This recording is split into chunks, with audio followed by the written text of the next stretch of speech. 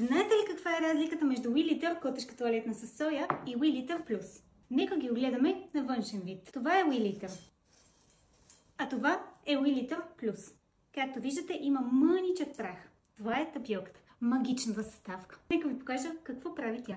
За целта ще изсипя малко количество вода и двете тоалетни се справят чудесно с попиването на течности и предпазват дома ви от неприятни миризми. С помощта на тази лъжица обаче ще открием истинската разлика между двете.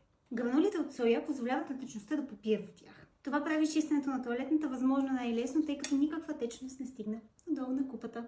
Естествено, WeLitter Plus запазва всички положителни качества на WeLitter с един голям бонус. Това, което трябва да премахнете, излиза на една голяма бучка. Или с други думи, още по-бързо и още по-лесно. С едно единствено разхождане на тоалетната чиния. И изобщо не се притеснявайте. Тя също е биоразградима. Така че директно може да изхвърлите в тоалетната, да пуснете водата и да не се притеснявате за околната среда или за пушен канал. Споменах ли, че няма да имате никакви миризми вкъщи? WeLitter Plus идва и с нови аромати. А вие опитахте ли вече новата WeLitter Plus?